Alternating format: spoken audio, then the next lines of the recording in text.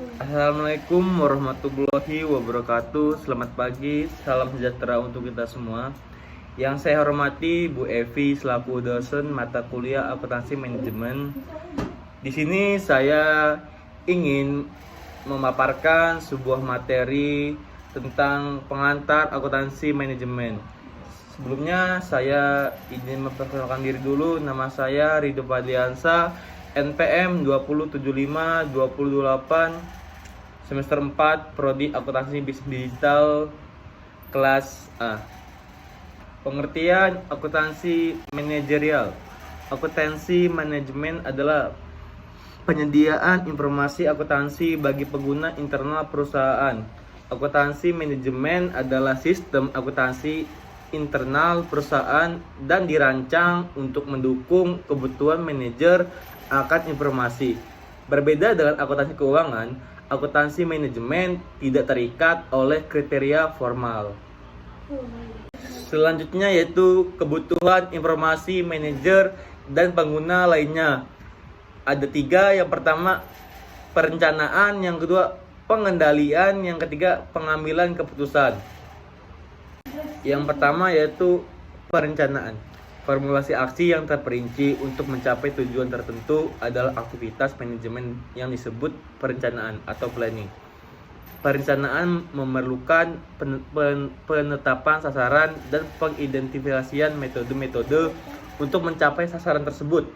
Contohnya, sebuah perusahaan dapat menetapkan sasaran untuk meningkatkan keuntungan jangka pendek dan jangka panjangnya dengan meningkatkan kualitas produknya secara keseluruhan.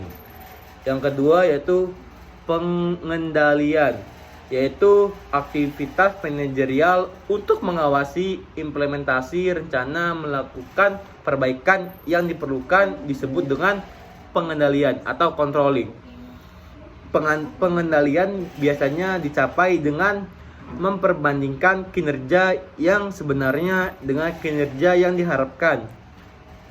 Informasi ini dapat digunakan untuk mengevaluasi atau memperbaiki langkah-langkah yang diambil dalam mengimplementasikan suatu rencana. Berdasarkan umpan balik, seseorang manajer atau pekerja dapat memutuskan untuk membiarkan pelaksanaannya tersebut berlangsung, mengambil tindakan perbaikan tertentu agar langkah yang diambil sesuai dengan rencana awalnya atau melakukan beberapa perencanaan ulang. Yang ketiga yaitu pengembalian keputusan, yaitu proses pemilihan di antara berbagai alternatif yang bersaing disebut pengambilan keputusan atau decision making.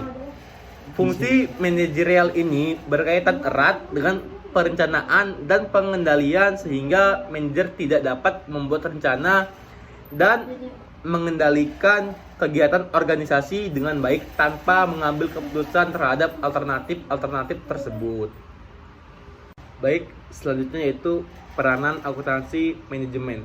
Peranan akuntansi manajemen dalam suatu organisasi merupakan salah satu peranan pendukung. Akuntansi manajemen membantu pihak-pihak yang bertanggung jawab dalam melaksanakan tujuan dasar organisasi. Posisi yang bertanggung jawab langsung pada tujuan dasar organisasi disebut sebagai posisi line atau line position.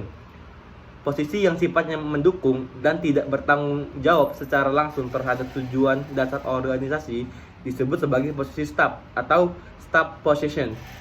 Selanjutnya yaitu perbandingan akuntansi keuangan dan akuntansi manajerial. Akuntansi keuangan yang pertama yaitu fokusnya pada eksternal. Sedangkan akuntansi manajemen itu fokusnya terhadap internal. Akuntansi keuangan itu harus mengikuti aturan yang ada. Sedangkan akuntansi manajemen itu tidak ada aturan yang mengikat.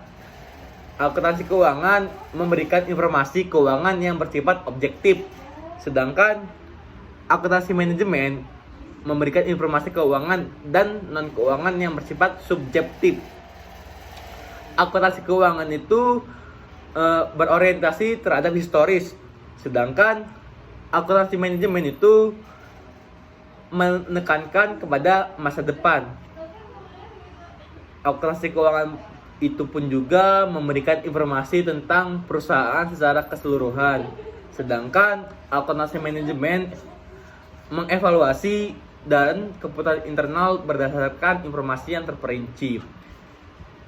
Yang terakhir, akuntansi keuangan itu lebih mandiri, sedangkan akuntansi manajemen itu lebih luas berbagai disiplin ilmu.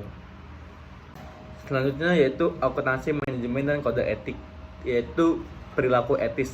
Perilaku etis melibatkan aktivitas pemilihan tindakan yang benar, sesuai, dan adil.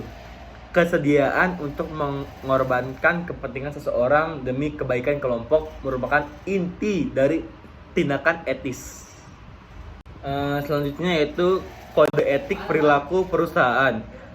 Untuk mendorong perilaku yang etis kepada para manajer dan karyawan, perusahaan biasanya mengembangkan standar perilaku yang mengacu pada Company Code of Conduct.